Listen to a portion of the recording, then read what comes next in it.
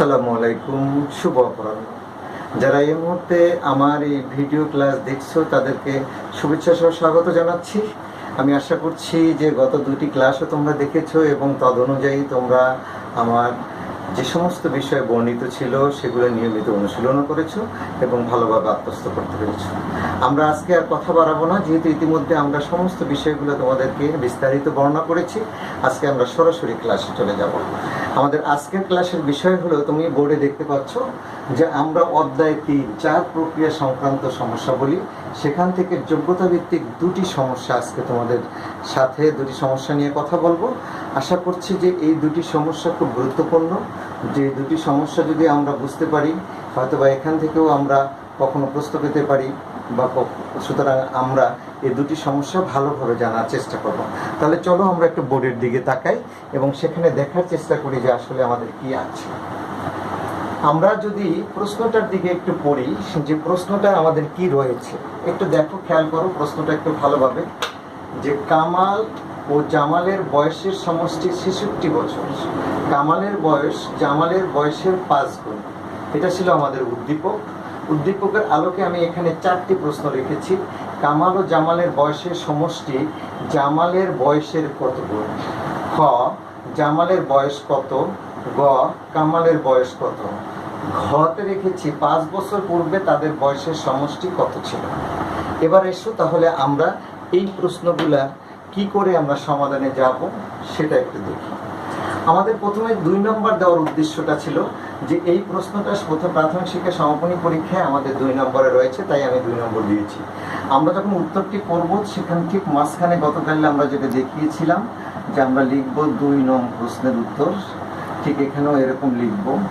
সংক্ষেপে লেখার চেষ্টা করব, বা পুরোটা লিখলেও হবে, কোনো অসুবিধা নেই। এখানে লিখে একটি আন্ডারলাইন করব।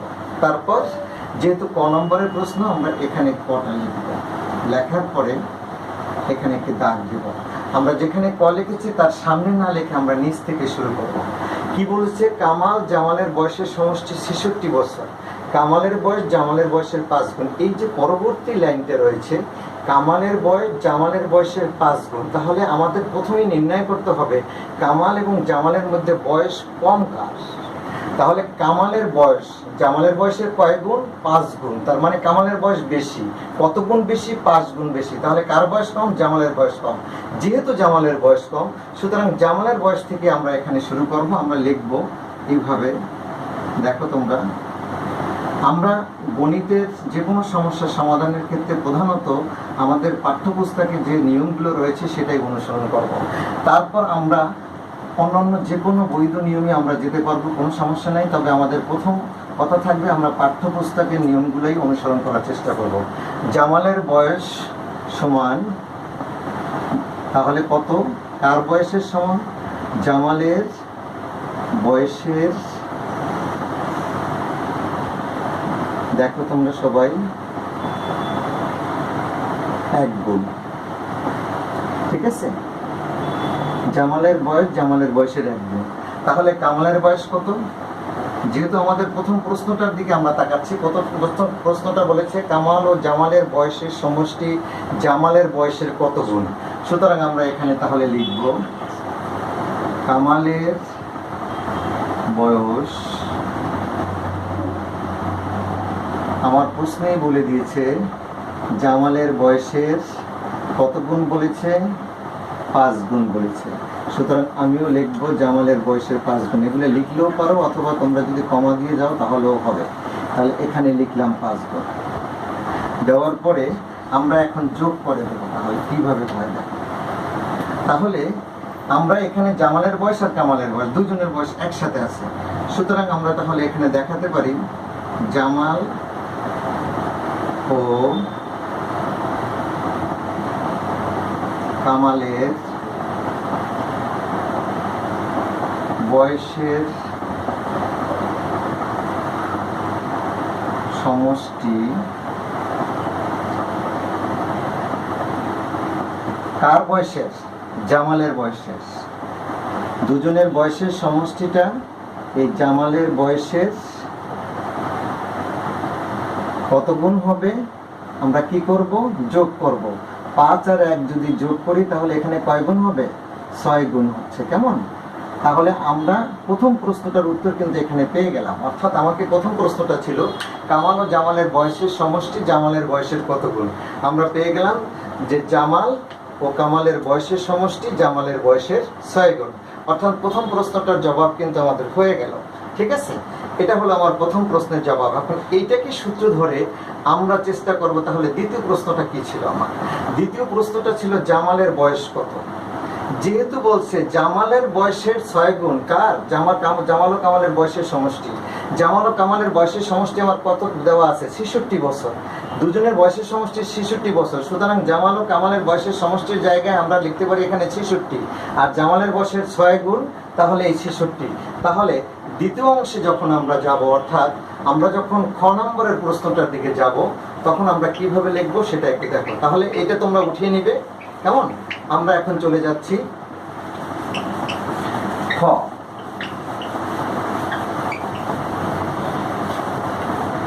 খ নম্বরের প্রশ্নটা দেখো, ওখানে আমরা কিন্তু একটি সব কথা পেয়ে গেছি। সেটা কি? জামালের বয়সের 6 গুণ সমান 66 বছর। তাহলে আমরা এখানে লিখতে পারি যে ক হতে পাই, কি পেলাম কথাটা? আমাদের ক হতে পাই কথাটা পেয়েছি যে জামালের বয়সের 6 গুণ হলো জামাল ও কামালের বয়সের সমষ্টি। তাহলে জামালের বয়সের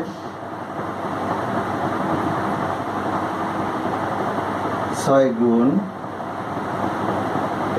সমান কত বছর হবে আমার? ওই যে জামাল ও কামালের বয়সের সমষ্টি কত? 66 বছর। তাহলে এদের দুজনের 6 গুণ হলো এই দুজনের বয়সের সমষ্টি 66 বছর। এটা হলো। সুতরাং যদি জামালের বয়সের 6 গুণ যদি 66 হয়, তাহলে আমরা জামালের বয়স কি করে পাবো? 6 গুণ 66। তাহলে জামালের বয়সটাকে যদি 6 গুণ করি তাহলে 66 হবে। তাহলে জামালের বয়স পেতে হলে জামালের বয়সটা কি হবে? কম হবে। আর যদি কম হয় তাহলে কি করতে হবে? কম হলে আমরা ভাগ করব। হ্যাঁ, তোমরা জানো তো। তাহলে জামালের বয়স হচ্ছে আমাদের এই যে মোট যে বয়স আছে দুজনের 66, সেখানকে 6 দ্বারা যদি আমরা ভাগ করে দেই তাহলে কি পাবো? 6 1 6 6 6, অর্থাৎ 11 বছর। এই 11 বছর কার বয়স পেয়ে গেলাম আমরা? জামালের বয়স। ঠিক আছে, তাহলে আমাদের কি হয়ে গেল দেখো তোমরা। খ নম্বর প্রশ্নের জবাব হয়ে গেল জামালের বয়স কত। আমরা ক হতে পেয়েছি জামাল ও কামালের বয়সের সমষ্টিটা হলো জামালের বয়সের 6 গুণ। যেহেতু জামালের বয়সের 6 গুণ সমান, তাহলে আমরা লিখতে পারি 66 বছর। তাহলে জামালের বয়সটা কি হবে?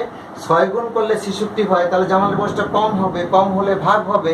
ভাগ হলে 66কে আমরা যদি ওই 6 গুণের 6 দ্বারা ভাগ করি তাহলে 11 বছর আমরা কি পেয়ে গেলাম? আমরা জামালের বয়সটা পেয়ে গেলাম, যেটা আমার ছিল খ এর উত্তর।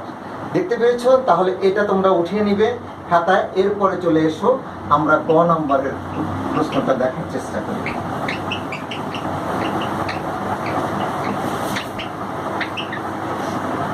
গ নম্বরে যেটা রয়েছে কামালের বয়স কত। দেখো তোমরা, আমরা কি পেয়েছি? খ হাতে একটি কথা পেয়েছি, তাই না? খ হাতে কি পেয়েছি? আমি জামালের বয়স পেয়েছি। খ হতে পাই জামালের বয়স কত? 66 বছর।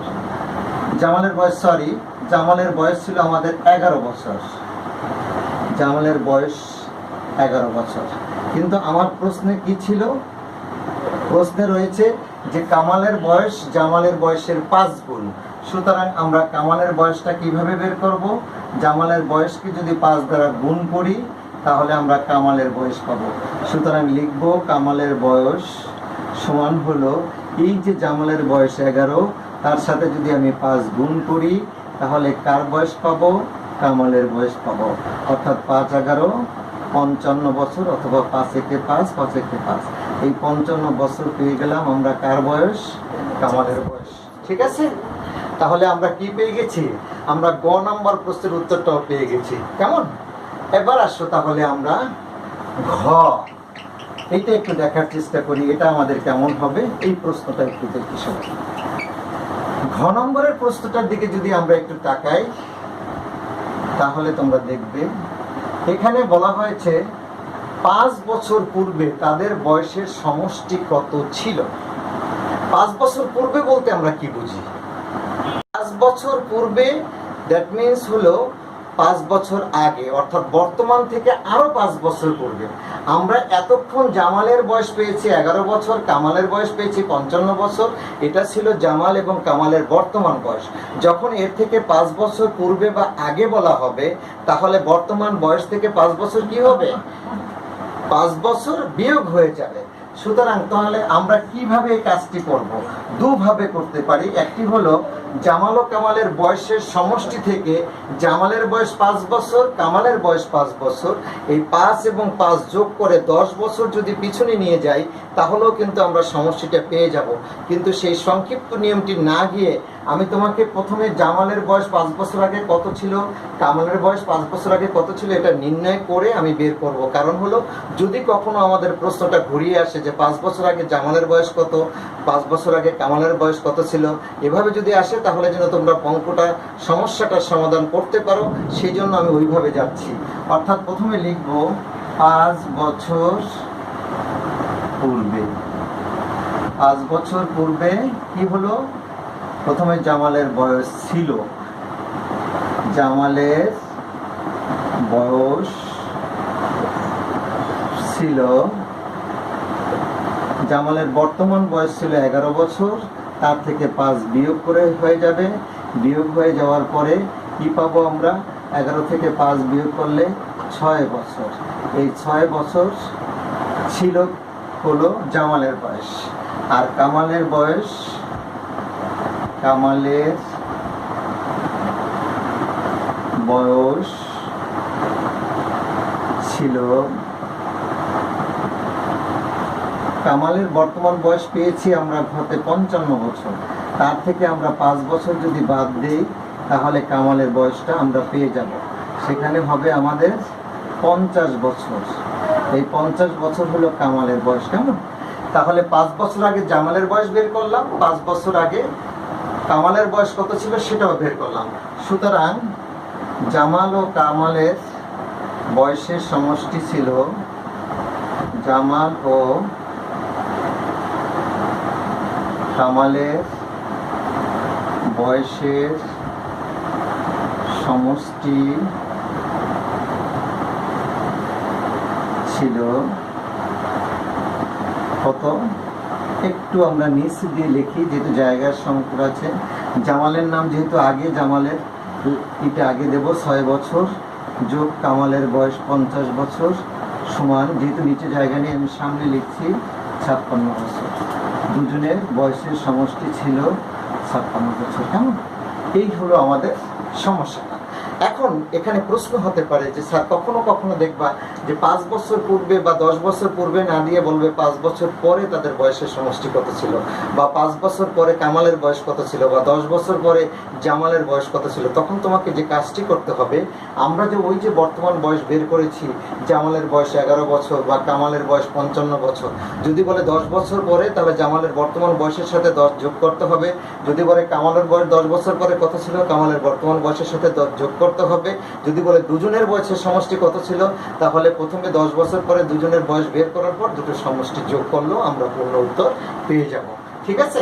তাহলে এটা একটা গুরুত্বপূর্ণ অঙ্ক, যেটা যদি তুমি পাঠ্য বইটা তোমার খোলো, দেখবা যে তুমি অনুশীলনী 3-এর 10 নম্বরে পিতা মাতার একটি অঙ্ক আমার এখানে রয়েছে সমস্যা।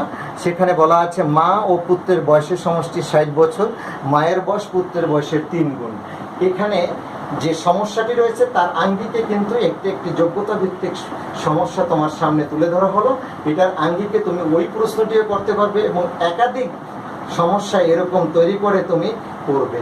ফলে হবে কি, এই সম্পর্কিত যে কোনো সমস্যা আসলে তুমি অনায়াসে তার জবাব দিতে পারবে। তাহলে আমরা এর অংশটি থেকে এখানে চলে যাচ্ছি, আমরা আরেকটি যোগ্যতা ভিত্তিক সমস্যা তোমাদের সামনে নিয়ে আসব। তোমরা পুরো জিনিসটা বুঝতে পেরেছো আশা করছি। তাহলে চলো আমরা আরেকটি যোগ্যতা ভিত্তিক সমস্যা আজকে সমাধান করার চেষ্টা করি। আমরা দ্বিতীয় যে সমস্যাটি নিব, তোমরা তোমার পাঠ্য বইটি খুলে তোমার পাঠ্য বইয়ের পৃষ্ঠা নাম্বার 19 অর্থাৎ অনুশীলনী 3-এর 19 নম্বরের তুমি 5 নম্বরের সমস্যাটি একটু খুলে দেখো। যদি 5 নম্বরের সমস্যাটি দেখো, আবারও বলছি, পৃষ্ঠা নাম্বার 19, অনুসরণী 3, 5 নম্বরের যে সমস্যাটি রয়েছে সেই সমস্যাটির আঙ্গিকে আমরা যোগ্যতা ভিত্তিক একটি প্রশ্নের তৈরি করছি এবং তার আলোকে তার জবাবগুলো দেওয়ার চেষ্টা করব। তোমরা সেটাও ভালোভাবে বোঝার চেষ্টা করবো কি করে আমরা সেখানেও জবাবটা দিব, কেমন? তাহলে আসো আমরা এখানে একটু কথাগুলো বলে নিচ্ছি। তোমরা বইতে যেহেতু পেয়ে যাবে, এটাকে আমি আলাদাভাবে লিখছি না। এখানে 5 নম্বরে আছে 2টি গরু ও 3টি ছাগলের মূল্য 45,080 টাকা। একটি ছাগলের মূল্য দেওয়া আছে 4,560 টাকা, ঠিক আছে? তারপর একটি গরুর মূল্য দেওয়া আছে। আমরা ওইটাই না গিয়ে এইটাকে, এই 5 নম্বরটাকে আমি একটু ভেঙে দেখাই। এটাকে আমাদের প্রশ্নটা, এটা হলো অনুশীলনী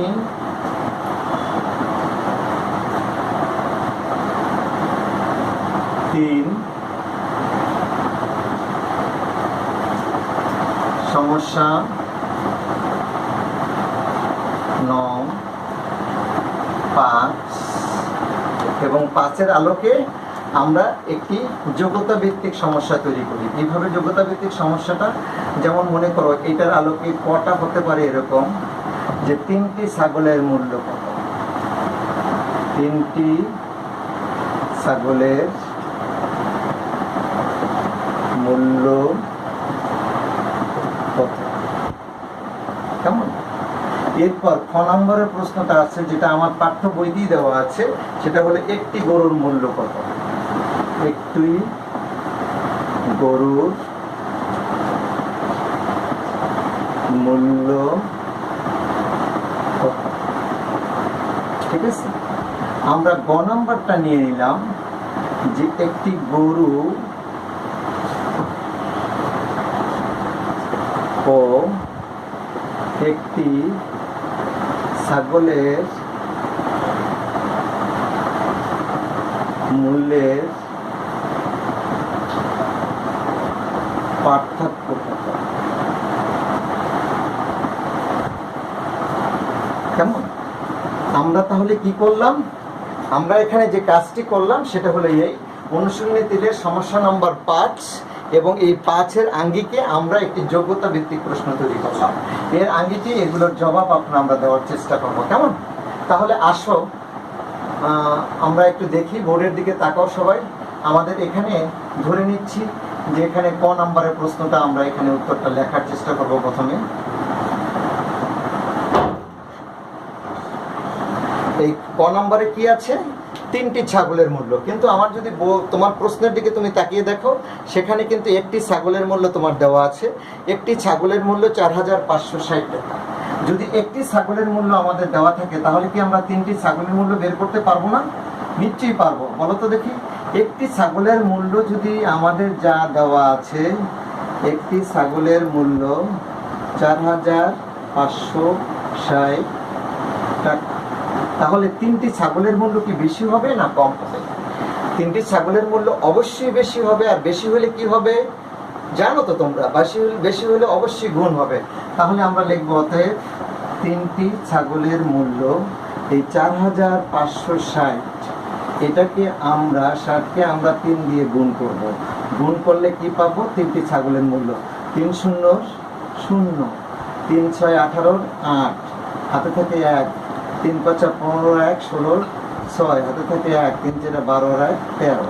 যদি তোমরা দেখো এইভাবে মুখে মুখে না করতে পারো, তাহলে আমাদের ঠিক সাইডে এখানে বা এই পাশে এখানে লিখে, অথবা সাইডে তোমরা 4,560 নিচে 3 লিখে গুণ করে করতে পারবে, কেমন?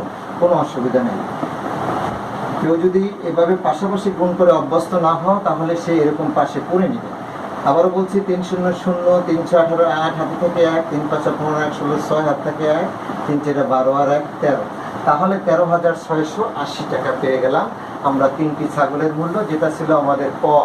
অর্থাৎ 3টি ছাগলের মূল্য বের করতে বলছে, সেটা আমরা এখান থেকে কিন্তু বের করে ফেললাম। ঠিক আছে, তাহলে এবার চলো আমরা ক নম্বরটা খাতায় তুলে ফেলি। তোলার পরে আমরা চলে যাচ্ছি এবার খ নম্বরের উত্তরটা আমরা কি করে বের করবো, কেমন?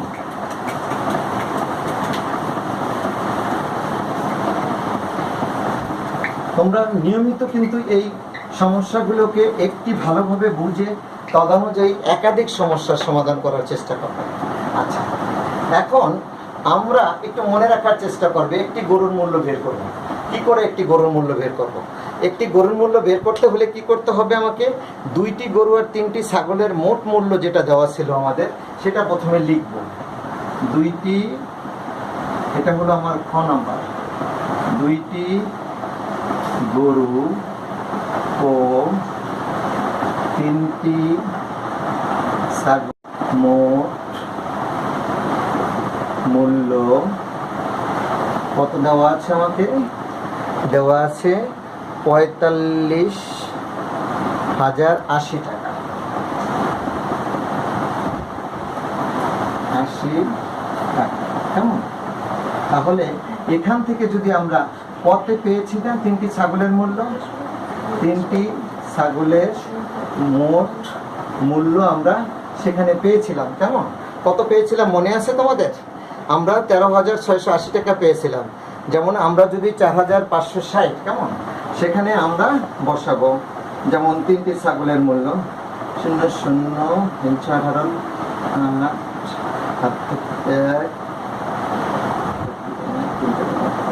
13,680 টাকা। এটা হলো আমাদের 3টি ছাগলের মূল্য, যা আমরা কতে পেয়েছিলাম। এখন এখান থেকে যদি আমরা এই 2টি গরু ও 3টি ছাগলের মোট মূল্য থেকে যদি 3টি ছাগলের মূল্যটা বাদ দিয়ে দিই, তাহলে কি থাকবে? আমাদের 2টি গরুর মূল্য পাবো। সুতরাং আমরা লিখব 2টি গরুর মূল্য কি করে পাবো? বিয়োগ করে। আমরা এখানেও বিয়োগ করে দেবো। তাহলে 0 থেকে 0 বাদ দিলাম, কেমন? 0, 8 থেকে 8 গেলে 0, 6 থেকে 10 থেকে 6 গেলে 4, হাতে থেকে 1, 3 আর 1 4 আসে কত হবে? 5 হবে 1, আর 1 আসে কত হবে? 4 হবে 3।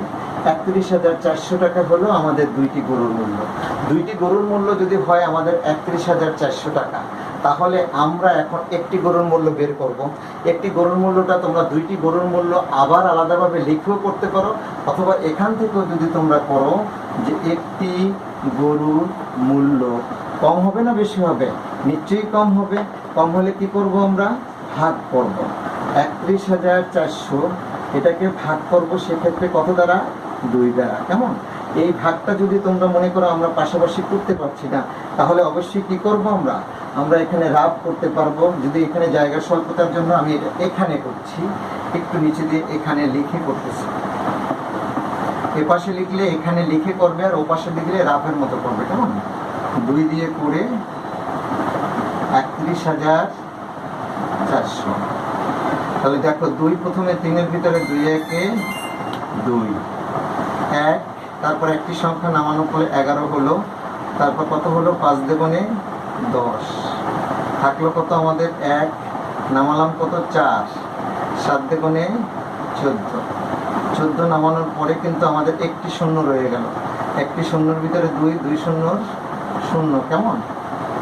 0 আনলাম, আবার কিন্তু আমাদের একটি শূন্য রয়ে গেল, সেটাও আনবো, 2 শূন্য 0। তাহলে এখানে রাষ্ট্রের 0।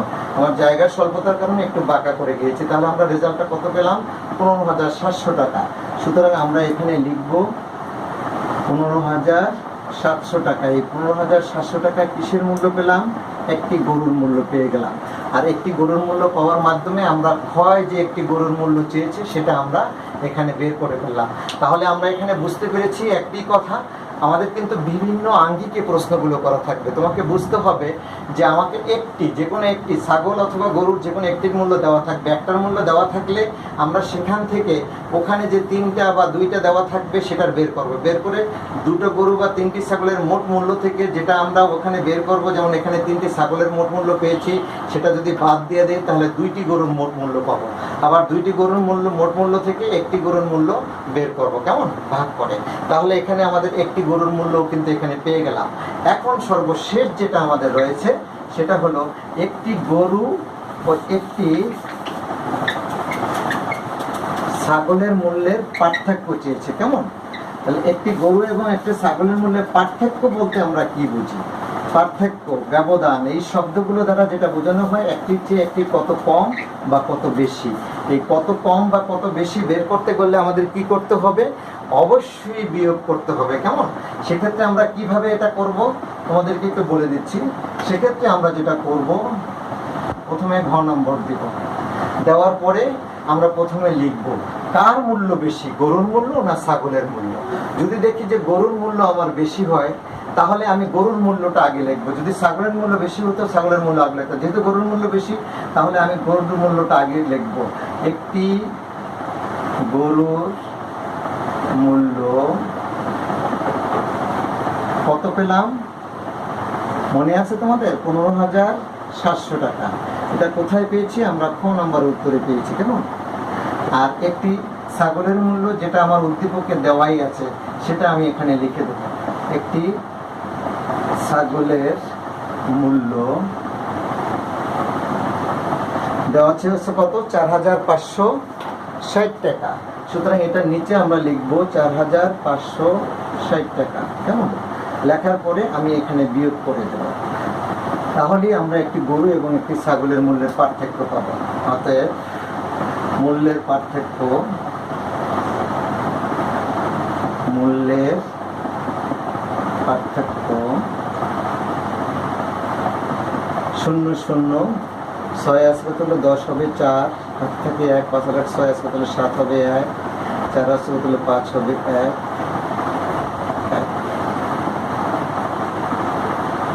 তাহলে কত? 11,140 টাকা। এটা কি? একটি গরু এবং একটি ছাগলের মূল্যের পার্থক্য আমরা পেয়ে গেলাম। ঠিক আছে? তাহলে দেখো তোমরা, আমরা এই জিনিসটার মাধ্যমে ক্লিয়ার হতে পেরেছি কিনা সবাই? আমরা 3টি প্রশ্ন নিয়েছিলাম। আমাদের মূল সমস্যাটি ছিল 2টি গরু ও 3টি ছাগলের মূল্য একত্রে, 2টি গরু ও 3টি ছাগলের মূল্য একত্রে 45,080 টাকা, একটি ছাগলের মূল্য 4,560 টাকা। তাহলে সেখানে উদ্দীপক আমরা কি কি নিয়েছিলাম? আমরা যে উদ্দীপক নিয়েছিলাম, সে উদ্দীপকে নিয়েছিলাম এটার আঙ্গিকে যে 3টি ছাগলের মূল্য কত। যেহেতু আমাকে প্রথমে একটি ছাগলের মূল্য দেওয়া আছে 4,560 টাকা, আমরা একটি ছাগলের মূল্য থেকে 3টি ছাগলের মূল্য বের করেছি 3 দ্বারা গুণ করে।